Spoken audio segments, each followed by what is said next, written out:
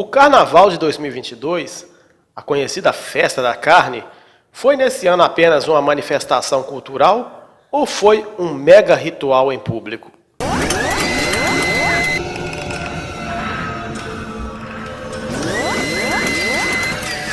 A paz do Senhor Jesus, meus irmãos, sou Gustavo do canal Alerta Profético. Bem-vindos a mais um vídeo. E desde já peço para que você deixe aí o seu like, seu joinha.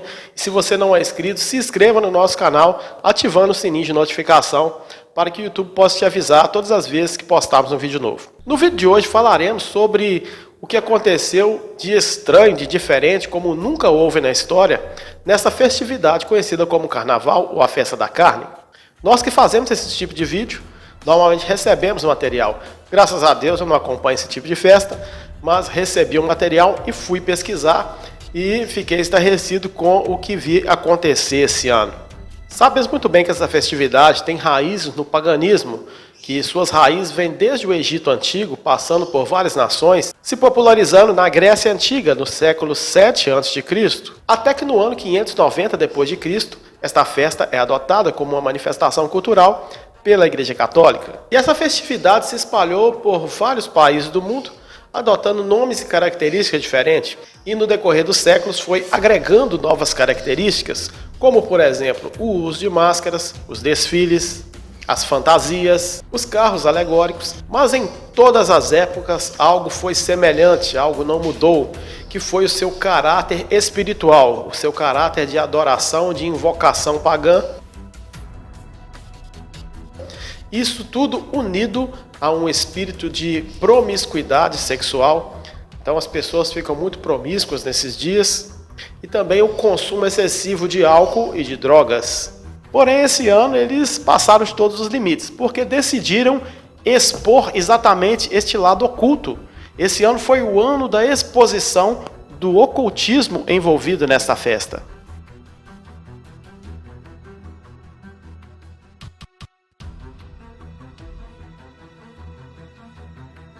Nunca houve nada parecido na história.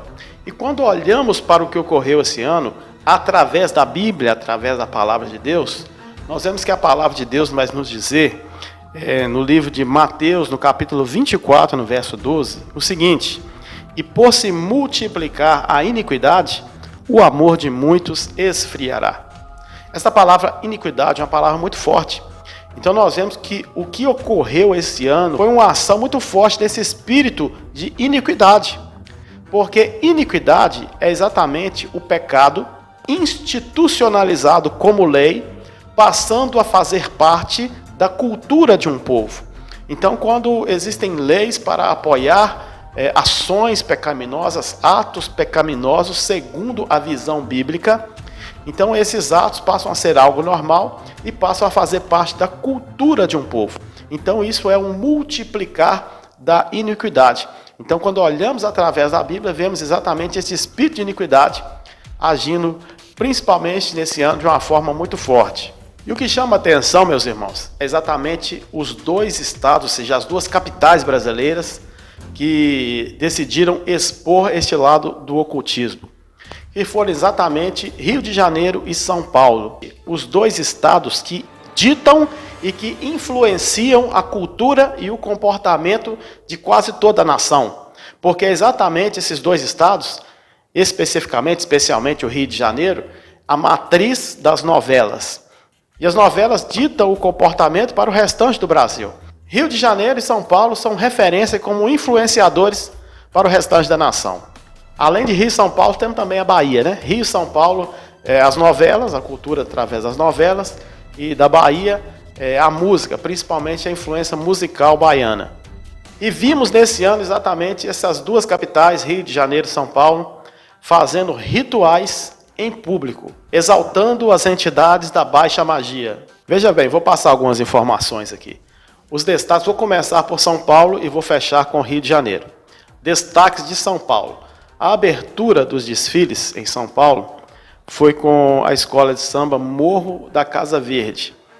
E o enredo, o samba enredo que ela entrou foi o seguinte: sob a proteção de Oxalá, festa no terreiro de bambas para o caçador, curandeiro e padroeiro. Então todo o enredo envolto ali por dialetos dessas religiões afro, e toda a letra uma exaltação aos orixás. Principalmente 3 orixás foram homenageados por essa escola, que é Oxóssi, Obaluaê e Ogum. Uma outra escola, chamada Camisa Verde e Branco, o samba enredo foi Rezadeiras, na fé do trevo eu te benzo e na fé do trevo eu te curo. Uma outra escola também, Mocidade Unida, da Mooca.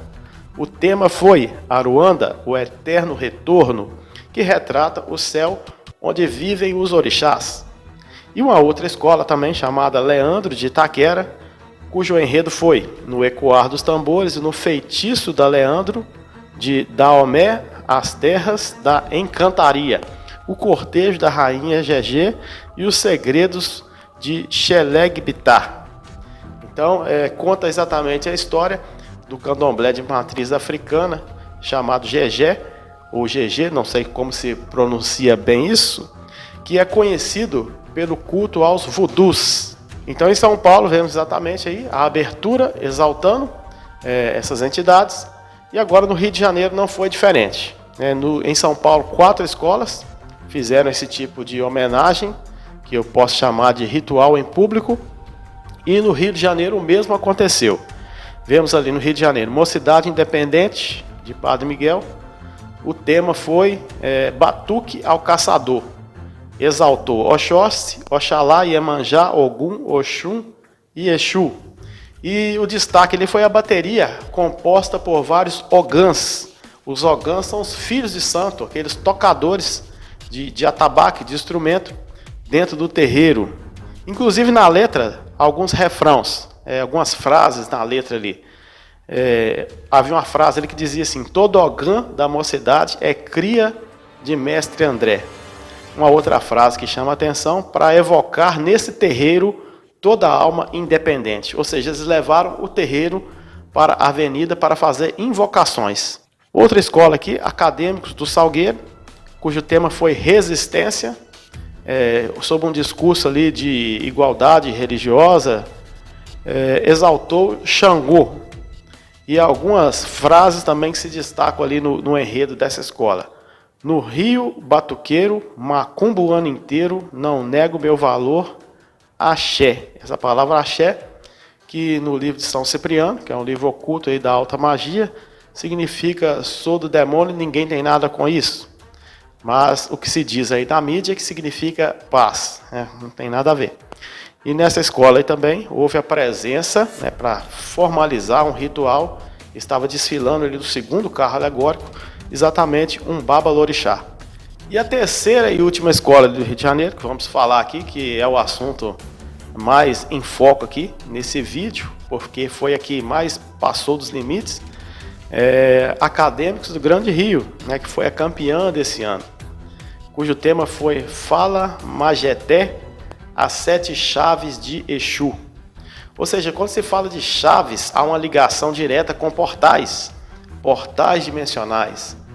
Chaves também está ligada à conquista de territórios, à posse de territórios, porque os demônios são espíritos territoriais e precisam de chaves, precisam de autorização para se apossar, para tomar posse de territórios. Então, quando se fala em chave no mundo espiritual, está falando em abertura de portais, está falando de legalidade de entrega de território. O número 7 também chama a atenção, que é um plágio do número da perfeição de Deus, porque Satanás ele quer ser semelhante ao Altíssimo, então ele quer imitar o número da perfeição de Deus. Na verdade, ele quer imitar tudo de Deus, e dentro desse tudo também está o número da perfeição de Deus, que é o 7. Então nós vamos ver esse número sendo plagiado por Satanás em várias culturas. Vemos a Midrash e os apócrifos falando sobre os 7 tronos de Satanás. Algumas linhas de alta magia satanistas fazem aliança com os 7 principados ou 7 príncipes do inferno. Mas quando nós vamos para a Bíblia, quando deixamos de lado essas culturas, essas tradições e vamos para a Bíblia, nós vamos ver na Bíblia também um dragão no Apocalipse, e esse dragão tem 7 cabeças, e esse dragão é exatamente um simbolismo, simbolizando Satanás e as suas 7 cabeças, ou 7 principados. E olha só o que essa escola fez conforme as reportagens, vamos jogar aí na tela, podemos ver que ela anunciou com antecedência que ia ganhar. Eles já disseram, olha, o Exu vai abrir os caminhos, para que possamos ser vencedores esse ano. Então, irmãos, houve ritual em público, sim, né? Várias escolas fizeram esse ritual, a presença dos babalorixás autenticaram o ritual que foi feito, e todo ritual de entrega de território exige derramamento de sangue. Sim, toda entrega de território exige derramamento de sangue. E, infelizmente, nós tivemos ali uma fatalidade, uma menina de 11 anos, o carro agora passou em cima de sua perna, e ela não resistiu, e veio a óbito, infelizmente. Então o sangue ali foi derramado, um preço foi pago dentro daquele ritual em público.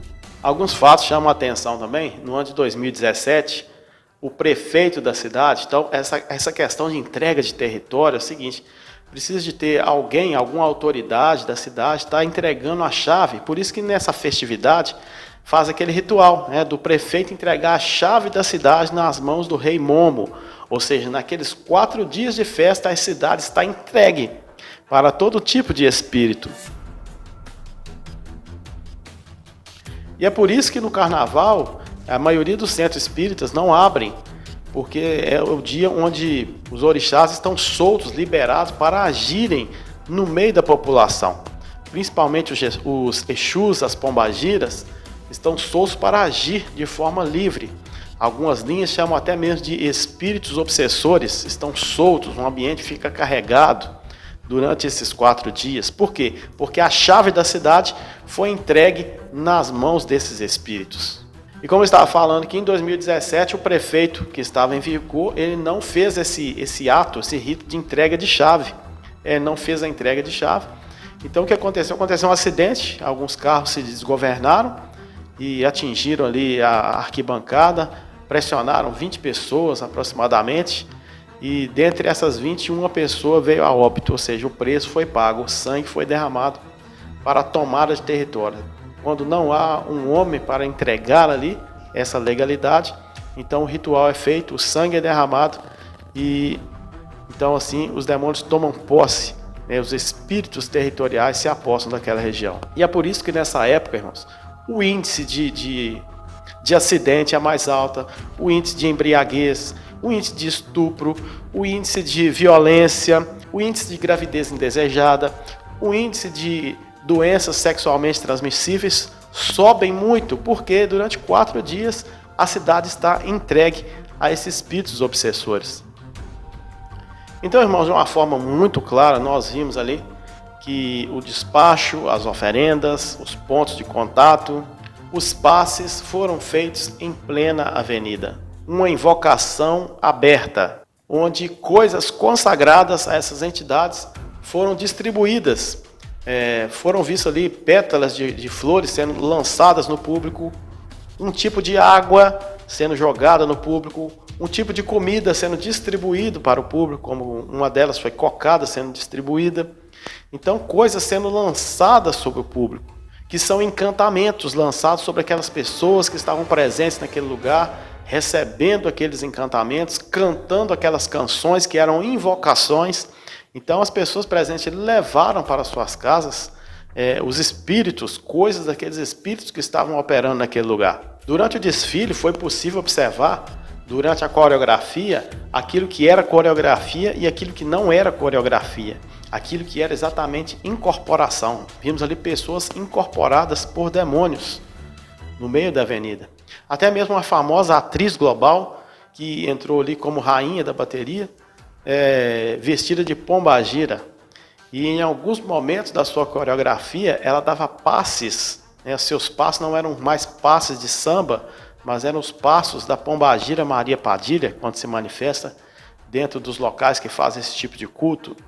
E dentro da cultura, essa Maria Padilha foi a cortesã do século XIV, que se caracterizou pela sua saia rodada, pelas suas cigarrilhas, pelo uso excessivo de bebidas fortes e pelo costume de manter em seu relacionamento 7 tipos de homens diferentes, um para cada dia da semana. Então, a cada dia da semana, uma saia, um homem e um ritual. Dentre essas entidades também, uma entidade chamada Zé Pilintra, o que ele mais pede em seus cultos é chamada a roda de samba. Então os ogãs estão sempre presentes nesse ritual.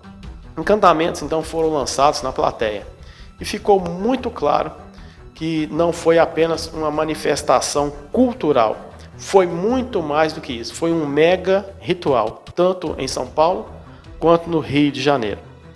Porém, houve objetivos por trás desses rituais, objetivos ainda mais profundos.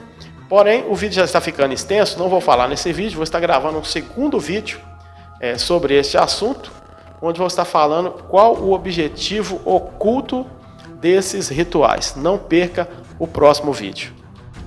Então eu já quero te pedir agora que você deixe o seu like, seu joinha, se você não é inscrito no canal, se inscreva no nosso canal e deixe aí o seu comentário, a sua sugestão, compartilhe este vídeo, compartilhe o nosso canal com seus amigos, para que esse canal possa crescer e os assuntos que aqui são trazidos possam alcançar mais vidas. Que Deus te abençoe, até o próximo vídeo.